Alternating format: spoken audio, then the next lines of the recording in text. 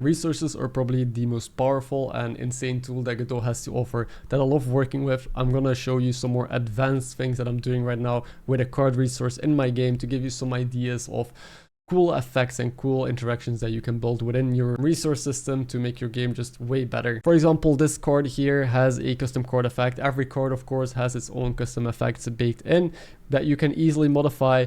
The strings here, the name and the info are automatically translated and generated from a file. Also, the values in here are automatically added into the info text. So as you might notice, this is a bit more of an advanced look into this. It's not going to be a full tutorial. I'm not going to go over every detail because this might get very long. Instead, if you want like a beginner tutorial on how to create resources, how they work and stuff like that, let me know. I'd be interested in making it. First, I'll quickly show how it is organized. So I have a data folder in which I have cards, and in this cards folder is all of the resources right now. The naming convention that I usually go for is the ID first, then the name. So at a quick glance, I can see what I'm working with, and it's automatically sorted in the file system. Same with the icon files. These are just the images that go onto the cards, and then the effects. These are the custom effects that every card has, which is just a simple script that is basically a resource. But we'll dive into all of that a little bit deeper. First, let's make a new card. So we start by just creating a new resource. There is the card resource here, and I'm going to stick with our naming convention, which is the ID number, 32 in this case. It is called the page of wands because all of this is based upon tarot cards. So here we go. If we click on it right now, it's going to be completely empty. So ID number 0 right now is the Fool, so it automatically puts that in. But if I put our new ID 32 in here, you can see it defaults to these strings. So to set this up, I have also a translations folder here with card translations. This is going to be a way that we can have multiple different languages for our card game. And right now it's just English. I didn't add anything else. We're still setting up the game. But it's very simple to add new info in here. It is a CSV file, so if you put this in Excel, I made a video on that as well, you can more easily organize this and work with it. But I like doing it in Engine. It is just split by a semicolon. So we do card 32 name, which is going to be the page of wands. And then we just do card 32 info, and I'm going to type out the info. There we go. And I'm just going for this naming convention. You can go for whatever you want, but now you just need to re-import the translations file, and the resource, if I open it up, will now automatically, did I do a typo? Oh, I did. I didn't do caps here. Okay, there we go. Re-import, and it's fixed. So that's how we basically are going to have dynamic things that are not tied together. So I can give the CSV file to anyone, to translators, to other people working on the project. They can make changes in there, and automatically all of the text is going to update in here without me having to worry about it. I'll show the behind the hood later, how all of this actually works behind the scenes and in code. But for now, let's keep setting up this card. We need our image. So I'm going to open the icons folder. I have it here. And I'm going to change it to the proper naming convention once again, the page of wands. And then you simply just drag this into the icon slot. That's done. Now the cost of this I'm going to set to 4 and rarity maybe 1.3. This is a pretty powerful effect. I'm also going to put complexity on medium. And now the card effect, so the custom effect, let's build that. I'm going to open the effects folder, create a new script. And this script is once again going to follow the naming convention. 32 card effect, and it inherits a custom class that I made called card effect. So we just inherit card effect. I'll give it the custom class name card effects 032, and that's it. Now I can open my resource and put in here card effect 32. Now there's different ways that you can go about doing this. I chose this because it's the easiest. I can just select it from a list. You can also export this, drag it in like I did with the image file, but I'll show you the benefits of this in a second. Now let's take a look at the script for the card resource. So it has your classic groups, the export group main with classic export variables that you can just set in the editor. Then there's an export range. So within this range you can set a rarity. There is going to be weighted rarity, so offer rates are different. This is RNG manipulation. This is also maybe an interesting topic to talk about at some point. Then here's an export enum, just so I can have a drop down to choose the difficulty or the complexity of the card, which will be used later to offer newer players more simpler cards. It's just a nice quality of life change. Now here's where things are going to get interesting. So I have the chord effect here that I set, but there is something interesting going on here. So as you might have noticed as well, at the top of the script, there is a tool here. So this is a tool script, meaning it runs in the editor, and that's important to make all of the dynamic changes that you just saw happen in the inspector. So what happens is if I set a chord effect like I just did, I selected the one I just made, it's going to duplicate that chord effect, so that way every duplicate of this chord is going to have its own chord effect attached to it. They're not going to intersect with each other.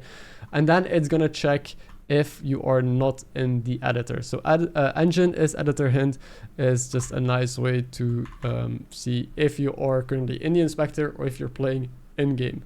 So if there is a chord effect and you are not in the inspector, it's just going to set the property of the chord effect where the chord resource is itself. So if this doesn't make sense, this is the chord effect resource that we are using in order to create custom chord effects. It has one variable, chord resource, that just references the chord that it is linked to. I hope that makes sense. The chord resource just says, hey, chord effect that you have, your chord resource is me. You are attached to me. That is it. And then right now there's also one basic function in here that every chord is going to have, which is just an animation that you can overwrite in case you want custom animations and things like that. So this is just a simple way to set chord effects and variables in the chord effects that get added automatically. Now here is an interesting one. This is basically two properties that you do not set in the inspector. So normally the name and info of a chord I would previously just write in the inspector. That's the easiest way to go about it. But instead I'm going to automatically get it from the translations file. So the name, it calls a get function which is find name, and to get the info it basically calls the same function find info. Now what happens? Well, these are gets, so you kind of set them, but whenever you want to receive the string, you're just going to call the function, and that is what you get. And when you call the function, let's take a look at what happens. So the property, in one case it's the name, in other case it's a string. What it's going to do is it's just going to look, hey, are you in the editor or not? And this is also important because translation files, they work while you're in game, but they don't necessarily work when you're in the editor. So if you're in game, you can simply call the tr function, which automatically finds a translation from one of your translation files. In this case, it's going to be chord, then the property that I put in, and the ID number. So chord, then ID number 32 in this case, and then name or info depending on which one I am requesting in here. Okay, so I forgot to show you what this translate custom class does when you're actually in the editor. So if you want to use this translation stuff in the editor, it's just another tool script that's ref counted, has a static function where instead of just calling tr to get to the translations, you need to specifically get the translations in an array. It's called the translation server.find translations, then whatever language you're looking for right now. English is the only one I have. And then you check the translations, you check which one has the message that you're looking for. And if you find it, you basically have your localized text and you return it. If it's empty, you just don't do anything. So that is how you translate when you're in the editor and don't have access to a simple tr function. You need to use a translation server. Okay. Then it's also going to format the string. So this is something I haven't shown yet, but there is a whole format script I have here. Basically what it does is it's looking at the custom functions or the custom properties that you have in your chord effect. So remember this chord effect that I made to put into the chord resource. Let's say I give it a variable testing, which is a string that says this is a test. Right, a very basic example. But now if I go into my translation file, and in the end here, I will just put in close brackets testing. That is it. I'm going to report this translation file. And I look now at my resource. You can see that it added this is a test at the end. So I can get any properties from my chord effect displayed in the string using this string formatting automatically in the translation. I hope you're still following. I know I'm going a bit fast and there's a lot to uncover here, but there is just an awesome like big web of things that are connected to each other that make my life 10 times easier to customize everything and to work with speed and scale. So this is how I just display any properties from a custom chord within the translation file. Yeah, I don't think the code is necessarily worth going over. It just gets the script property list, goes over them, finds the names, and sees if any of the names are used in the string it's requesting. First, well, this is the format itself, so it just calls string.format, and the formatter, the dictionary, it gets every time there is a call. So that way, if these properties change at runtime, it will update the actual dictionary that it uses to format the string. And then last but not least, the interaction with the custom chord effect that you have here. As you can see, if you make this an export variable as well, I'll just do this real quick. Exports variable, which is in case you have dynamic stuff that you want to change, like numbers or values for balancing. You can then in the inspector just change it whenever you click on the chord effect, which is pretty awesome. So that's why I'm doing it like this as well, making these custom class names that I import, so I can click on it and change it. Otherwise, I also have to make a custom resource again in the file system, drag it into each chord. It's just more effort. This has been working pretty nicely for me, so I'm sticking with this. But yeah, basically there's a couple functions that get called on these chord effects. There's the start spin, there's the end spin and turn.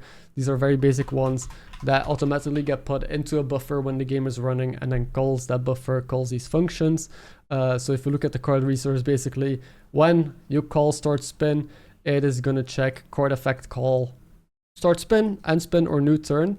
Chord effect call basically just checks if the custom trigger has that method. If it does, then call that method asynchronously, in case there is an asynchronous call, in case there's an animation tied to it. So that's how that works. You just call a function on the card, it checks if you have a custom function for it. If so, you're gonna call it. Very straightforward. And that is basically my chord resource right now. There's still gonna be way more stuff added to this in the future. Would be cool to give an update. If you want more in-depth stuff about the translations or about the formatting or how to set up a resource system in general, let me know. This was just a short overview to give you an idea of what you can do with a tool script resource. Enjoy.